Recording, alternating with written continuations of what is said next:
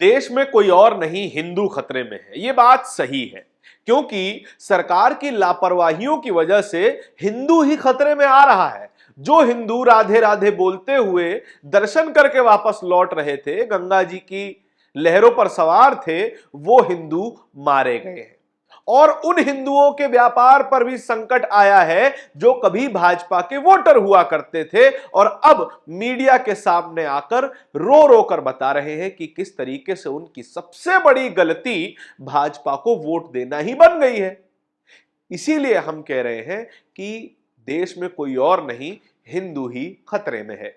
क्या है ये दो खबरें, उसके बारे में आपको बताऊंगा और आपको समझाने की कोशिश करूंगा खबरों के हवाले से जो सोशल मीडिया पे मौजूद हैं कि आप अगर सवाल नहीं पूछेंगे, आप अगर सरकार की जिम्मेदारियां तय नहीं करेंगे, आपको क्या मिलना चाहिए, क्या सुविधाएं होनी चाहिए, अगर ये तय नहीं की जाएंगी तो इसी तरीके से दहाई की संख्या में लोगों की जानें जाती रहेंगी और इसी तरीके से लोगों के व्यापार बर्बाद होते रहेंगे।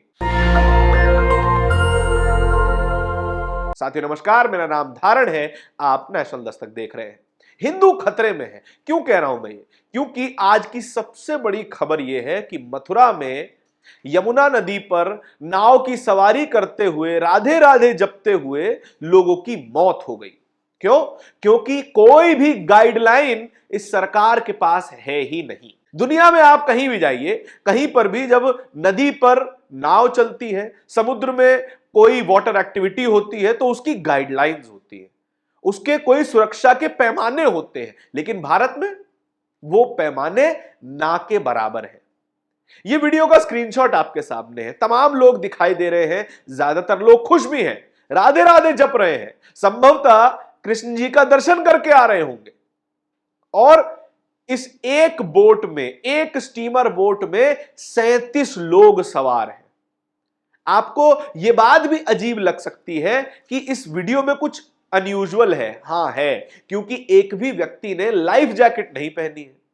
आप एक नदी पे बोट राइड कर रहे हैं और उस बोट की भी कोई भरोसा नहीं है कि ये कब डूब जाए, कब पलट जाए, कोई भरोसा नहीं है। लेकिन तब भी नाव चालक इस पूरी बोट को भर लेते हैं, 37 लोग बैठा दिए जाते हैं इसमें और बीच यमुना में जाकर ये बोट पलट जाती है और 10 लोगों की मौत हो जाती है। जैसे ये बोट पलटती है तो बाकी के नाविक उन्हें बचाने के लिए आते हैं। ज्यादातर लोग बचा लिए जाते हैं, करीब 27 लोग बचा लिए जाते हैं, कई लोग घायल होते हैं, लेकिन 10 लोगों की जान चली जाती है। आप जरा सोच के देखिए कि अगर इस पूरी व्यवस्था में कोई लाइफगार्ड वहां पर मौजूद होता, अगर ये मानक बनाए जाते कि ये तमाम लोग जो भी बोट की सवारी करेंगे, नाव की सवारी करेंगे, इन्हें लाइफ जैकेट पहनाई जाएगी तो शायद इन लोगों की जान बच जाती। लेकिन अब क्या होगा? सरकार पैसा देके साइड हो जाएगी, मुआवजा देकर साइड हो जाएगी। ऐलान भी कर दिया गया है, 50,000 रुपए घायलों को, 2 लाख रुपए जिनकी मौत हो गई है। इसी तरीके से जिंदगियां खरीद ली जाती है। लेकिन शुरुआत से कोई भी सुरक्षा मानक नहीं बनाए जाते। गंगा नदी पे कितनी बोट राइड होती है, वहां पर भी इसी तरीके की स्थिति है।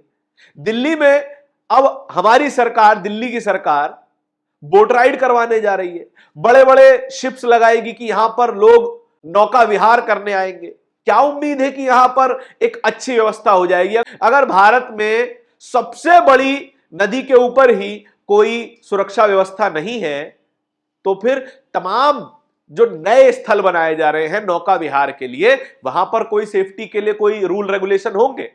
कोई लाइफ गार्ड नहीं, कोई ऐसा ट्रेंड प्रोफेशनल नहीं कि जो आपातकालीन स्थिति में लोगों की जान बचा सके, क्योंकि सरकार को यह फालतू खर्चा दिखाई देता है। कई लोग पहले भी मारे जाते रहे हैं, इस बार भी मारे गए हैं और इस बार भी सरकार अपना पल्ला झाड़ने के लिए 2-2 लाख रुपए का चेक पकड़ाकर बोलेगी कि आप ये घटना भूल जाइए और हम और आप ये घटना पक्का भूल जाएंगे।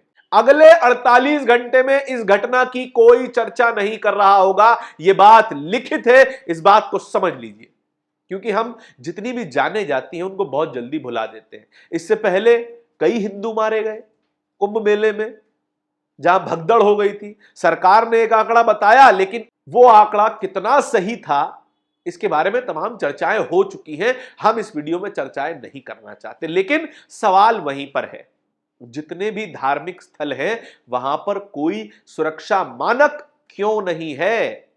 बांके बिहारी मंदिर में कुछ सालों पहले सफोकेशन से लोग मर जाते हैं, दम घुटने से लोग मर जाते हैं, इतनी भीड़ होती है, गर्मी का ही मौसम था तब भी, लेकिन उसके लिए भी आज तक कोई सुरक्षा मानक नहीं बनाए गए।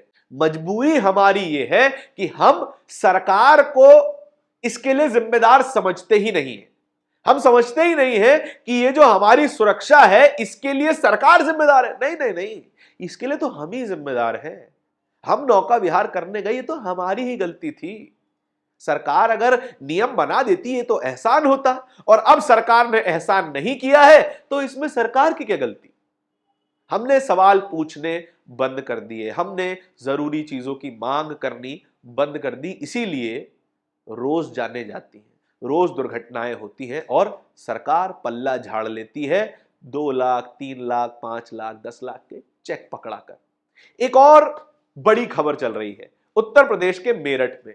मेरठ की सेंट्रल मार्केट में सुप्रीम कोर्ट के ऑर्डर के बाद डेमोलिशन ड्राइव चल रहा है। तमाम दुकानें वहां पर जमींदोज की जा रही है। बुलडोजर बाबा का जमाना है भैया, बुलडोजर तो चलेगा, लेकिन लोग नाराज हैं अपनी सरकार से। वहां के व्यापारी रो रो कर मीडिया को बता रहे हैं कि वो भाजपा के लिए वोट मांगा करते थे, वो भाजपा के कट्टर समर्थक हुआ करते थे, और आज योगी जी के राज में उन्हीं की दुकानें बर्बाद की जा रही हैं। और ये बात सरकार अपना पल्ला झाड़ भी सकती है कि हमने थोड़ा ही चलवाया है बुलडोजर, बुलडोजर तो सुप्रीम कोर्ट ने चलवाया है। लेकिन यहां पर सवाल आता है सरकार के रिप्रेजेंटेशन का। वहां के विधायक के बारे में भी कई बातें चल रही हैं, और मेरठ सेंट्रल के विधायक भारतीय जनता पार्टी के ही हैं। जैसे ही पत्रकार ने वहां के विधायक के बारे में एक लोकल व्यापारी से सवाल किया तो व्यापारी रोष में आकर गंदी गंदी गालियां देने लगे, कहने लगे कि वो तो यहां पर आते ही नहीं है, उनसे हमारा कोई मतलब ही नहीं है, हमने इनको वोट डालकर सबसे बड़ी गलती कर दी है। अब यह स्थिति हो गई है कि जैसे ही अपने व्यापार पर आंच आई तो लोगों को सवाल सूझने लगा। लेकिन इससे पहले लोग खुश थे कि अब्दुल की चूड़ी टाइट हो रही है। अब्दुल की चूड़ी टाइट होते होते ये चूड़ी कब रमेश, सुरेश, राजीव की चूड़ी बन जाएगी, इस बात का अंदाजा शायद मेरठ के इन व्यापारियों को नहीं था। इसीलिए तो कह रहे हैं कि हम पहले भाजपा के लिए वोट मांगा करते थे, अब नहीं मांगेंगे। वहां के व्यापारी इतने संकट में है कि उनका पूरा व्यापार ही ठप हो चुका है, दुकान तोड़ी जा रही है। जिनकी गल्ले लाख लाख रुपए के हुआ करते थे एक दिन के, वो अब रो रहे हैं बैठकर कि अब हमारे बच्चों की फीस कैसे जाएगी, हायर एजुकेशन का क्या होगा, अब तो हम कहीं जाकर नौकरी भी नहीं कर सकते, आधी उम्र बीत चुकी है। लेकिन इस मुद्दे को भी हम कुछ ही घंटों में, जैसे कि मैंने आपको पहले बताया, 48 घंटों में भूल जाएंगे, क्योंकि हमारी याददाश्त जरा कमजोर है, क्योंकि हमने कभी सरकार से सवाल करना सीखा ही नहीं है। सरकार कुछ कर दे तो ये सरकार का एहसान माना जाता है। यही व्यापारी मोटा टैक्स भरते हैं, मोटा जीएसटी भरते हैं सरकार को, लेकिन इनकी फाइनेंशियल सिक्योरिटी, इनके बिजनेस की सिक्योरिटी सरकार की जिम्मेदारी नहीं है भैया। अगर ये लोग व्यापार कर रहे थे तो जाहिर सी बात है इसी एड्रेस पे इन्होंने अपना जीएसटी रजिस्ट्रेशन भी करवाया होगा। अगर जीएसटी रजिस्ट्रेशन करवाया था तो फिर इनकी दुकानें इल्लीगल कैसे हो गई, इस बात का कोई जवाब दे तो जरूर दे दीजिएगा। अब सुप्रीम कोर्ट में जब मामला चल रहा था तो इसमें एक पक्ष उत्तर प्रदेश सरकार का भी था, और उत्तर प्रदेश सरकार को सुप्रीम कोर्ट ने लताड़ लगाते हुए यहां पर बुलडोजर चलाने का आदेश भी दे दिया। तो यहां के व्यापारियों को अब याद आया है कि भैया रोजी रोटी जाने लगी है, अब जाके सवाल पूछ लेना ज्यादा अच्छा होगा, नहीं तो जो बची कुची है वो भी खत्म हो जाएगी। तो इन दो खबरों से आपको समझ क्या आता है कि अगर आप समय पे सवाल नहीं पूछेंगे, अगर आप ये नहीं समझेंगे कि जो सरकार हमने चुनी है वो हमारे लिए काम करनी चाहिए और बारीक से बारीक स्तर पर काम किया जाना चाहिए। जितने भी धार्मिक घाट हैं वहां पर कम से कम 2 लाइफ गार्ड होने चाहिए। जितनी भी बोट्स हैं उनका प्रॉपर सेफ्टी पासिंग होनी चाहिए। जब आप नाव में बैठे तो उसमें एक लिमिटेड नंबर ऑफ पैसेंजर होना चाहिए और जब नौका विहार करें तो फिर आपको लाइफ जैकेट पहनाई जानी चाहिए।